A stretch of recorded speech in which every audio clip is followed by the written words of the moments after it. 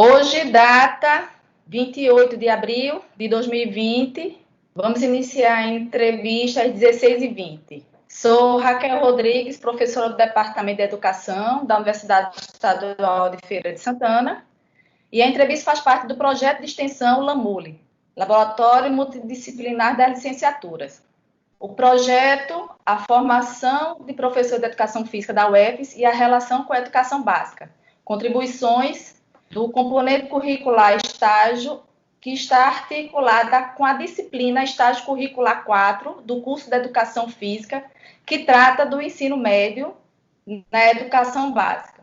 O projeto possui o objetivo de compreender o lugar do planejamento na execução de atividades nas aulas de Educação Física, bem como a superação da dicotomia da teoria e prática a partir da abordagem crítica superadora. Quero agradecer inicialmente ao professor Dr. Murilo Moraes de Oliveira pela disponibilidade em participar dessa entrevista e em trazer um pouco da sua experiência para os alunos do ensino médio da escola pública. Obrigada, professor. Eu que agradeço a oportunidade. Obrigado. O professor de Educação Física do Colégio Estadual Pedro Calmon, em Amargosa, Bahia. Ele possui graduação em licenciatura em Educação Física pela Universidade de São Paulo, 2007, e em bacharelado em Educação Física pela Universidade de São Paulo, 2006. Doutorado pelo Programa de Pós-Graduação em Educação na Universidade Federal da Bahia, 2018, com um ano de estudo sanduíche. Me ajude, por favor. A Universidade de Braunschweig, Alemanha. Alemanha, 2015-2016, membro do Grupo de Pesquisa em Educação Física, Esporte e Lazer, LEPEL-UFBA. Atuou por quase 3 anos em projetos sociais em Moçambique e em outros países da África. Tem experiência na área de educação física, organização não governamentais, educação, esporte e política pública de esporte. Esse é o currículo do professor, que tem experiência na educação pública, tem experiência no projeto de pesquisa e de extensão, e ele vai trazer um pouquinho sobre a nossa a perspectiva de como trabalhar, de como desenvolver atividades na educação básica. E, inicialmente, professor Murilo, eu gostaria de saber sobre qual é o seu entendimento de trabalhar a educação física e o que é educação física, ou melhor, o que é cultura corporal? Sim, bom, primeiro, boa tarde, obrigado a todos aí, obrigado pelo convite, é um prazer para a gente poder participar, apesar desse momento que a gente está vivendo aí, dessa pandemia que veio agravar a situação do Brasil, que já não era boa econômica e politicamente, né? É importante a gente pontuar esse momento que a gente está vivendo aí, que está trazendo novos desafios para a gente superar, e isso vem nos ajudando também a repensar, inclusive, a atuação que a gente tem e pode ter na escola, e a educação física nunca está descolada dessa proposta, né, dessa problematização. Pois bem, o nosso trabalho com a educação física no ensino médio, ele tem se voltado no âmbito da cultura corporal, em primeiro lugar, para que os nossos estudantes entendam o que é a cultura corporal e o que ela pode, como é que ela, de que forma ela influi, interfere nas nossas vidas, né?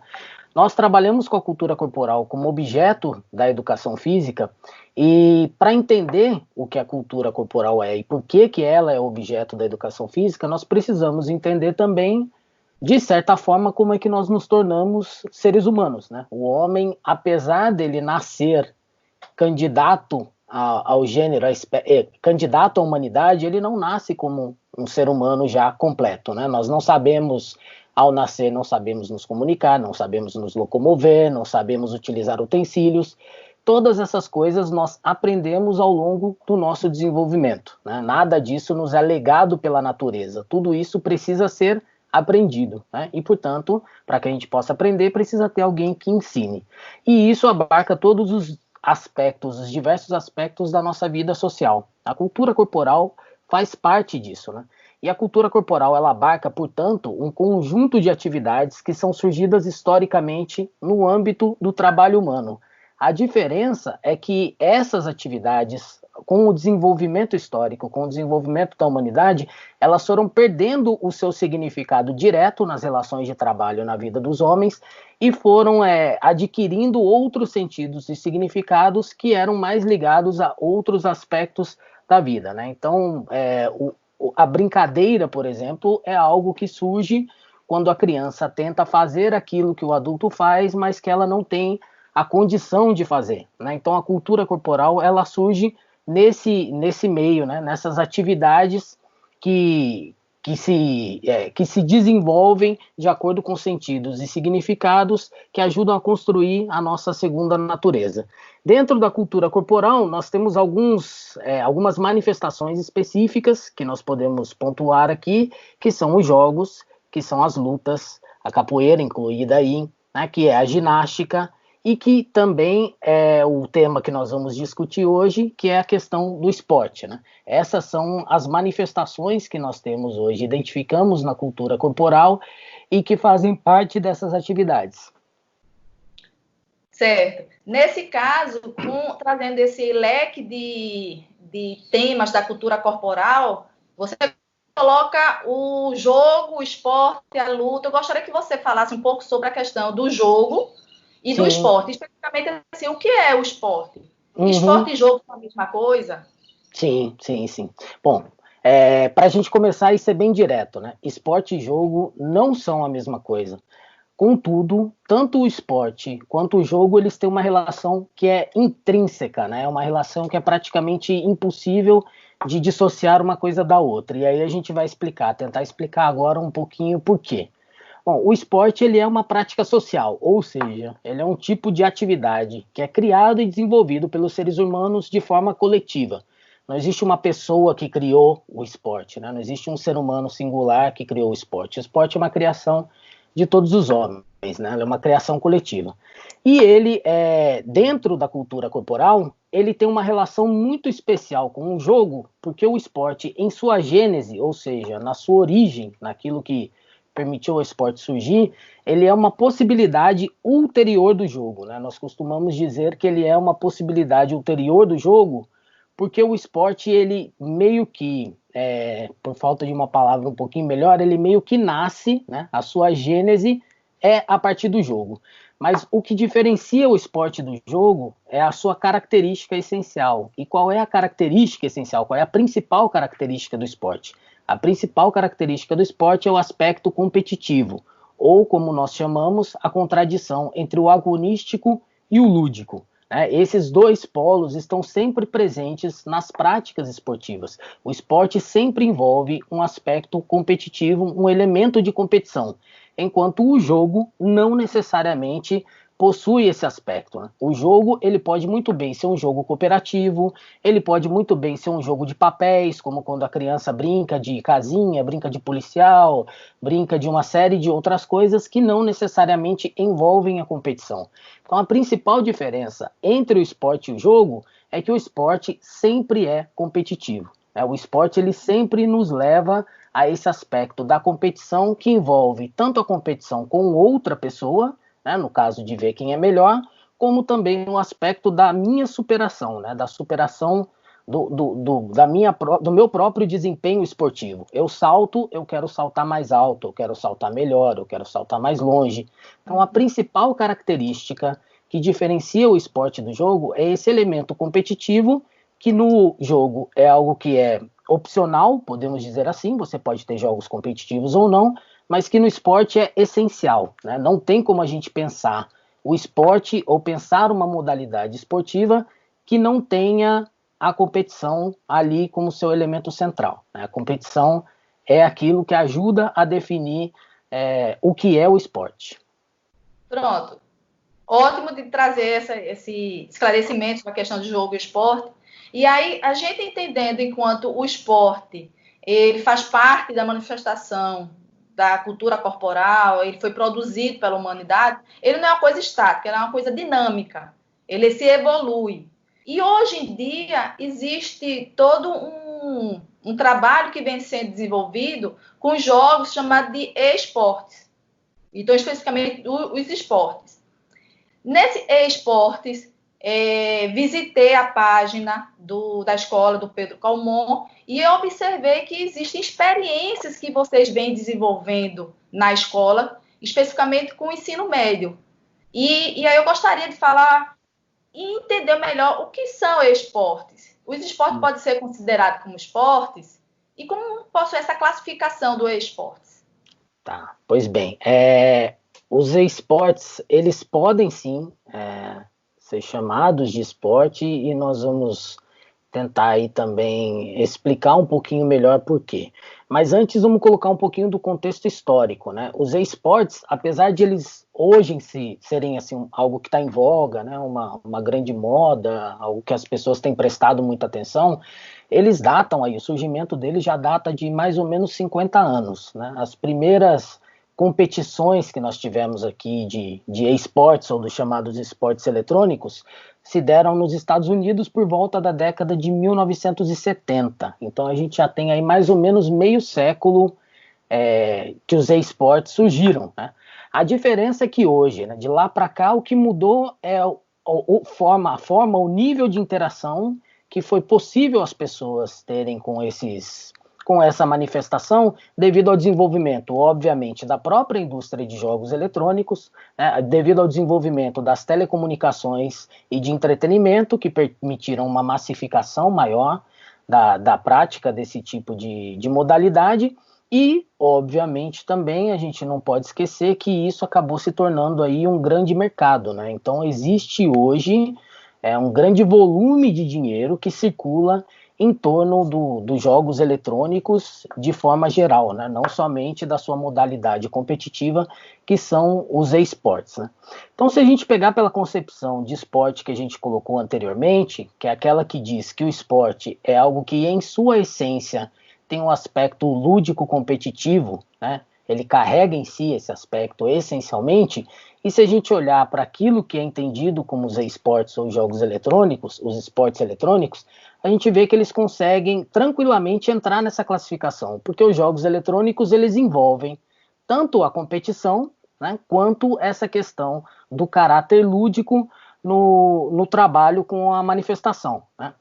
Algumas pessoas questionam a questão dos esportes como algo que poderia ser enquadrado num esporte por terem uma visão que, ao meu ver, é uma visão tanto quanto arcaica do esporte, que é a questão que muitas vezes é apontada como se fosse, para que algo possa ser esporte, você tem que ter suor. Você tem que ter um movimento corporal vigoroso, você tem que ter corrida, você tem que ter salto, você tem que ter algum tipo de esforço físico muscular que justifique que aquilo é um esporte. E isso na educação física é um debate enorme até hoje. Por exemplo, eu lembro de algumas aulas que eu tinha ainda durante a graduação, que eu achava uma tremenda de uma perda de tempo, mas que a gente ficava 4 horas discutindo se xadrez era ou não era esporte, se dama era ou não era esporte, se Fórmula 1 era ou não era esporte, né?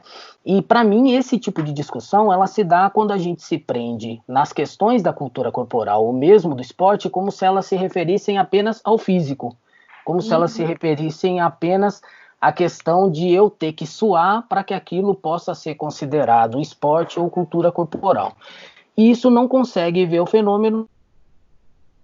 A gente pega pela essência do esporte, que a gente já disse que é o elemento competitivo, os esportes podem muito bem ser considerados esportes, inclusive porque se a gente vai caracterizando e trazendo outros aspectos daqueles que hoje são chamados os pro players, né, que são os atletas dos esportes eletrônicos, a gente vai ver que eles exigem em determinados aspectos tanto quanto os esportes tradicionais, né, porque no caso dos esportes, os praticantes precisam treinar por muitas horas durante o dia. Tem gente que treina até 12 horas, muito mais do que isso, ao longo do dia, em uma rotina estafante, né? Porque o jogo exige daquela pessoa que ela se dedique, exige que ela estude, exige que ela treine, exige que ela desenvolva a sua capacidade de trabalho em equipe, que ela aprenda a se comunicar, que ela tenha foco, que ela tenha concentração. Todas essas características a gente vê em qualquer outro tipo, por exemplo, de esporte coletivo. Eu não consigo jogar futebol se eu não souber me comunicar com a minha equipe, se eu não souber me posicionar dentro de campo. Então, apenas ter o domínio do instrumento, no caso a bola, é insuficiente para eu dizer que alguém é um bom atleta. Apenas ter o preparo físico para que essa pessoa aguente correr durante 90 minutos dentro de campo é insuficiente para eu dizer que ela é um bom atleta. Existem outras necessidades e características que formam um atleta. E essas características todas a gente pode identificar nos esportes eletrônicos, né? A única coisa que falta no esporte eletrônico, por assim dizer, é essa questão do esforço físico. Mas, por outro lado, nós temos um esforço mental que é algo muitas vezes pesadíssimo, né? Nós temos vários atletas que, quando terminam partidas, dizem que o maior cansaço que eles têm é psicológico, né? Como gostam de dizer, e não necessariamente um cansaço físico. Então, tendo isso em vista e pesando essas coisas, nós entendemos que os esportes são sim esportes, não no sentido tradicional que nós temos no esporte até hoje, mas uma nova possibilidade dentro dessa manifestação da cultura corporal. E eu acho que a gente não está tão fora do debate nesse sentido, porque mesmo o próprio Comitê Olímpico Internacional já vem passando por um processo de reconhecimento dos esportes enquanto modalidade olímpica, e no ano de 2018, inclusive, os esportes participaram como modalidade de exibição nos Jogos Asiáticos, né, que nós tivemos lá em 2018.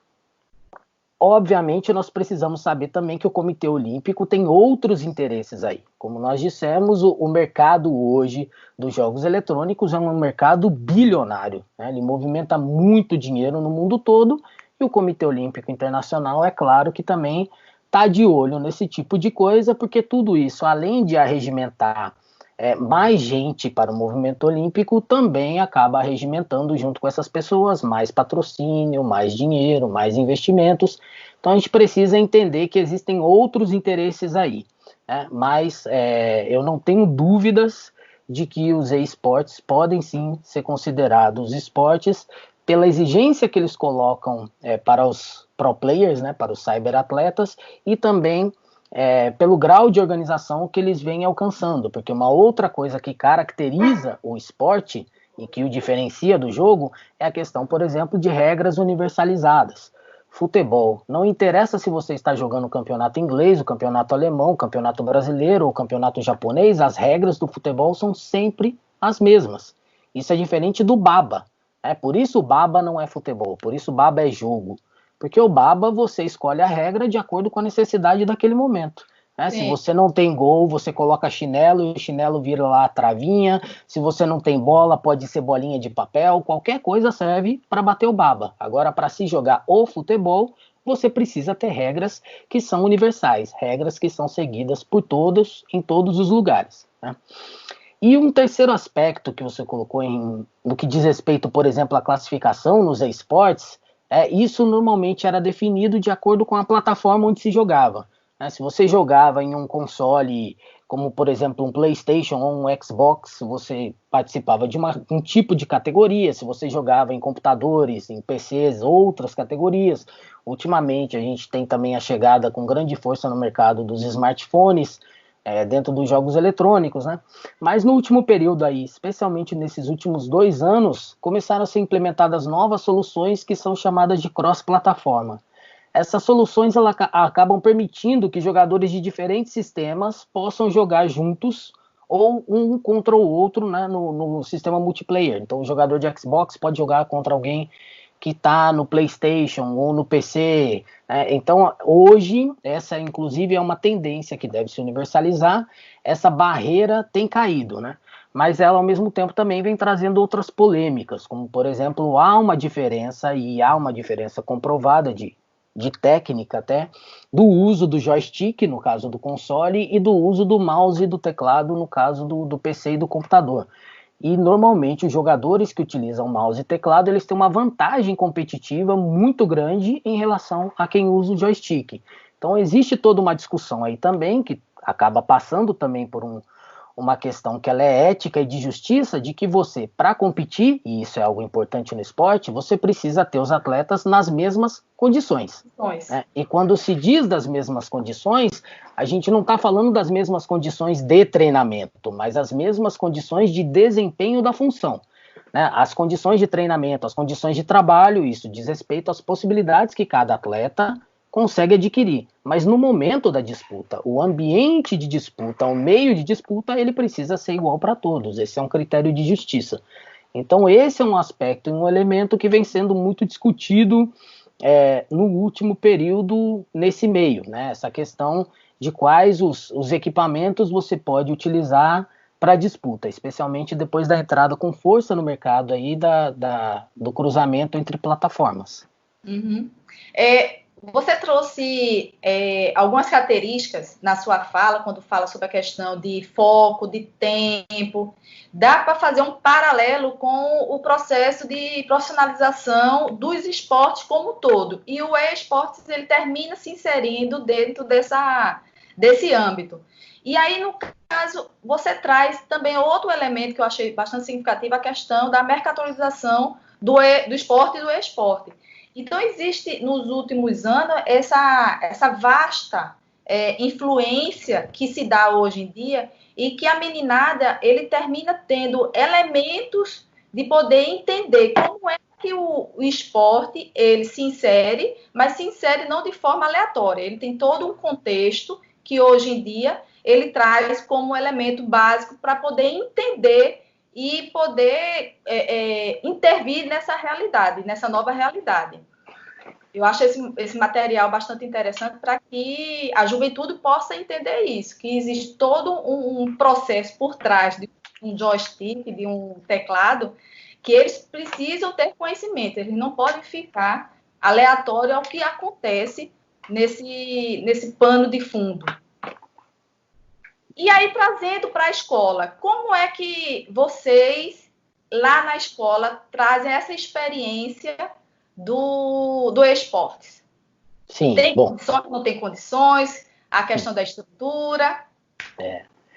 Então, essa é uma coisa que a gente vem trabalhando bastante no último período, e um primeiro aspecto é que, assim, hoje a gente tem uma diversidade muito grande de jogos eletrônicos, né? Muitos tipos diferentes, modalidades diferentes, plataformas diferentes, e que as mais diferentes pessoas nas mais diferentes faixas etárias utilizam, né? E acabam praticando.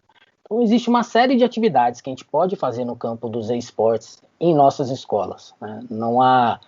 Não há como dizer que não dá para se trabalhar isso na escola. Dá para se trabalhar de forma, dependendo da organização da comunidade escolar, até muito tranquila e com muito sucesso.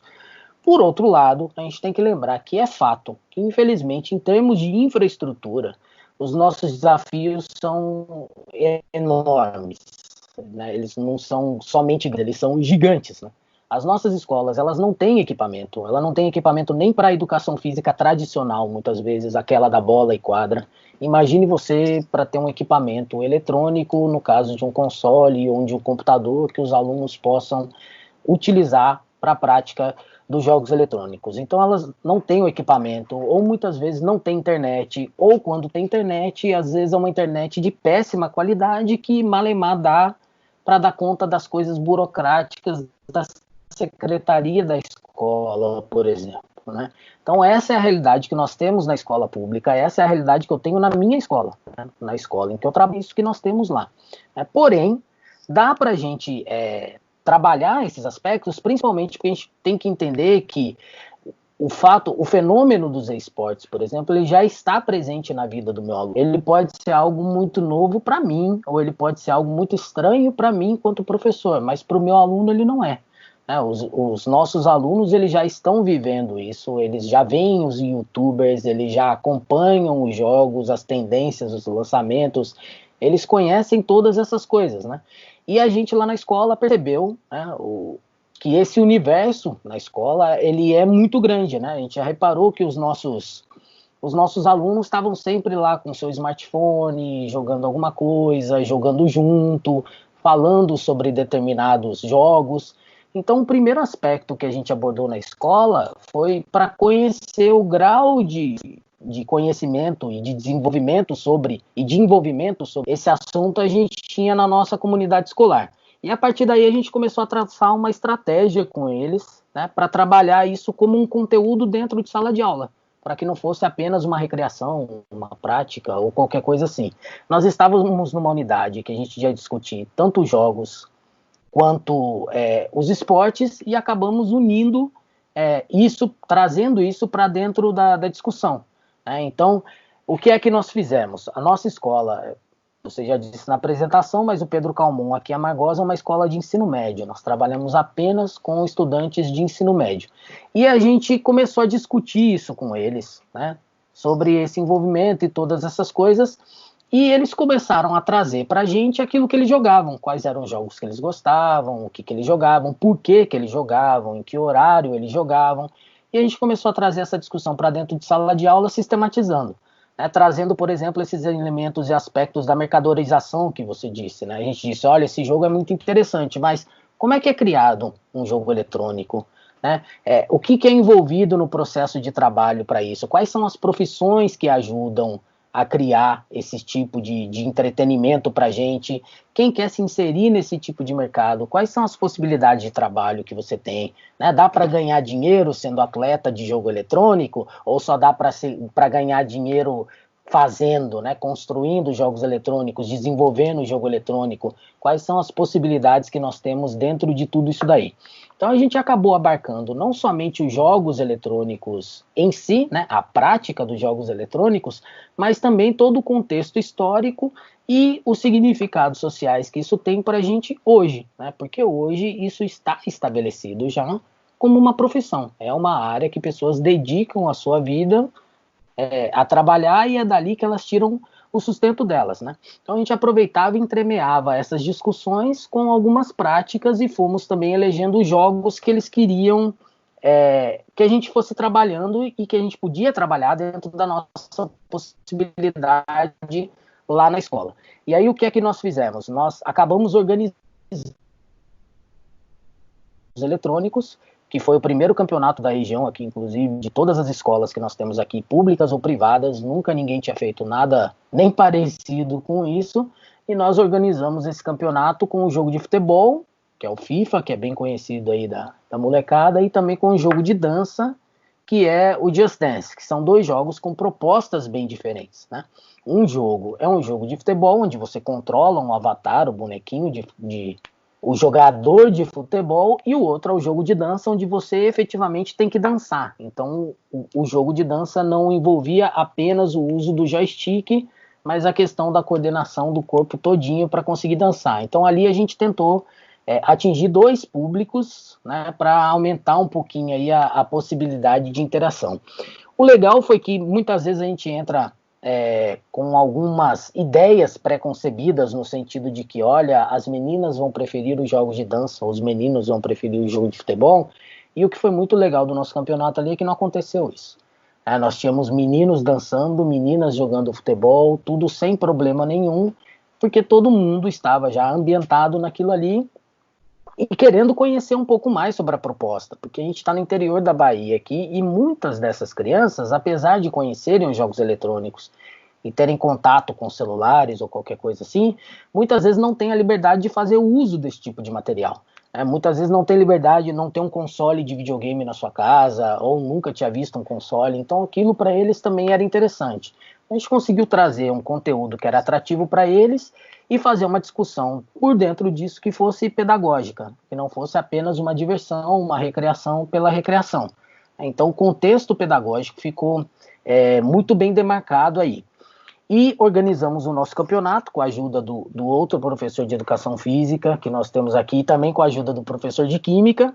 Cada um foi emprestando o seu console, né? Nós, professores, como eu disse, a escola não tem estrutura, nós acabamos emprestando os nossos videogames para a escola para conseguir fazer o campeonato, e ele foi assim um sucesso enorme. Também tivemos apoio do comércio local, um comerciante local aqui também emprestou alguns equipamentos dele para a gente poder fazer, e foi muito interessante, assim, foi um evento muito legal na cidade, e que hoje, né, isso foi no ano passado, hoje, antes da paralisação da pandemia, por causa da pandemia, a gente já estava sendo muito cobrado pelos nossos estudantes de quando é que seria a segunda edição, E, inclusive, eles já estavam querendo abarcar outras escolas. Nós recebemos contatos de professores de outras escolas, de gente que também estava interessada em se somar a isso, né? E até a possibilidade aí também de um campeonato municipal. Então, assim, a estratégia, ela teve muito sucesso. A gente conseguiu passar a mensagem que a gente queria, que era fazer uma discussão em cima dos jogos eletrônicos que fosse pedagógica, que demonstrasse que aquilo não é somente uma recreação, ele pode ser uma recreação, ele pode ser do seu momento de lazer, não tem problema nenhum, mas se a gente quer trabalhar isso dentro da escola, ele precisa ter uma proposta pedagógica. E a proposta pedagógica é que esses jovens, essas crianças, saiam da escola sabendo sobre jogos eletrônicos mais do que eles sabiam antes de passar pela escola, né? Porque se é para a gente trabalhar com o jogo eletrônico na escola da mesma forma que ele é trabalhado fora da escola, não tem necessidade nenhuma de ter esse tipo de trabalho dentro da escola, porque é muito trabalho, especialmente pelo fato de que a gente não tem estrutura nenhuma para conseguir conduzir isso, né? O apoio do Estado, nesse caso, é ainda incipiente no mínimo, para dizer o mínimo. Quem sabe, né, a partir desse retorno, tanto da escola, das escolas que começam a ter interesse em participar, a mobilização com o comércio, então, o envolvimento do município, quem sabe agora tem elementos para poder reivindicar melhores condições de trabalho para o governo do estado, para poder garantir essa experiência que está sendo uma experiência válida. A última questão que eu quero colocar, professor Murilo, é sobre hoje em dia existem aquelas crianças, aquela juventude em que passam várias horas na frente de computadores, na frente dos jogos. Essa discussão sobre a questão do limite, até quando a utilização do esporte, ele termina a barreira, né, do que seja uma diversão e começa a se tornar um problema para a juventude. Sim, essa é uma questão que ela é importante a gente abordar, porque ela envolve diversos aspectos. Um deles é uma questão de um certo preconceito que veio sendo construído com os jogos eletrônicos ao longo do tempo e que ele não se baseia em nada que não seja somente o pré-conceito, né? No caso dos jogos eletrônicos, assim como qualquer outra atividade que ela seja feita em excesso ou mesmo de forma obsessiva, ela acaba prejudicando aquele indivíduo. Isso é algo que não se dá somente com jogos eletrônicos, mas com qualquer outra coisa. Então, no caso dos jogos eletrônicos, como você disse, e é muito importante a gente prestar atenção nisso, essa questão das horas que a pessoa está dedicada àquilo. Porque se a pessoa começa a se distanciar das pessoas do seu cotidiano, começa a se distanciar das suas atividades cotidianas, começa a não dar conta das suas tarefas, dos seus compromissos, não arca com as suas responsabilidades e acaba dedicando um tempo que é importante para outras coisas, somente ali praticando jogos, isso obviamente não é uma relação saudável. Ela precisa ser de alguma forma repensada, né? Ela precisa ser revista. E ao mesmo tempo, né, da mesma forma, isso é um problema que a gente encontra muito na internet hoje, no uso da internet. Pessoas que, quando estão na frente de um computador, tornam-se irritadiças, tornam-se violentas, têm atitudes antissociais, né? Todos esses sinais, eles precisam ser sempre muito bem observados para que a gente consiga fazer com que esse tipo de atividade seja algo para complementar a vida das pessoas e não para ser um ponto negativo, né? E os jogos eletrônicos, eles passaram por um problema um pouco mais complicado nesse sentido, porque criou-se, principalmente a partir de alguns eventos que aconteceram nos Estados Unidos, especialmente, que começaram a relacionar muito a questão dos jogos eletrônicos e a violência, né? Essa foi uma relação que ainda hoje, no senso comum, ela é muito feita, né? Ou esse menino ficar jogando esses jogos de tiro, esses jogos violentos, então ele vai se tornar uma pessoa violenta. Bom, a primeira coisa que vale a gente ressaltar nisso é que até hoje nenhum estudo científico sério conseguiu comprovar qualquer tipo de relação entre jogos violentos e a formação de pessoas violentas, né? Não existe nenhum tipo de estudo que comprove isso. E um outro aspecto importante é que a gente precisa, quando a gente olha para esse tipo de problema, olhar para a sociedade em que a gente vive, né? Se nós temos jogos violentos e nós efetivamente temos alguns jogos violentos, é porque também a nossa sociedade é violenta. O jogo, ele não nasce do nada, ele não brota da cabeça de ninguém a partir do nada. Os jogos eletrônicos, eles são pautados por aquilo que são situações que nós vemos no cotidiano da nossa sociedade. Eu, por exemplo, tenho a opinião de que esses jornais que nós vemos à tarde, todos os dias na televisão aberta, transmitem muito mais violência que qualquer tipo de jogo eletrônico que eu já tenha jogado na minha vida. E olha que nos meus 40 anos de idade aí eu tenho uma estrada longa de utilização de jogos eletrônicos. Mas nós temos ainda hoje um pouco dessa relação que é de senso comum, que procura associar jogos violentos à violência fora dos jogos, quando na verdade é o contrário. Os jogos só são violentos porque nós vivemos em uma sociedade que ela é pautada pela violência, né? Seja a violência contra os mais pobres, seja a violência contra quem vive na periferia, a violência contra os negros, a violência contra a mulher, a violência contra o homossexual, todas essas coisas que nós convivemos no dia a dia, elas obviamente se refletem nas produções que são humanas, na literatura, nas artes e nos jogos eletrônicos também. Então eles não são nem piores e nem melhores do que qualquer outro tipo de manifestação humana. Eles vão ser melhores ou piores se a nossa sociedade for melhor ou for pior.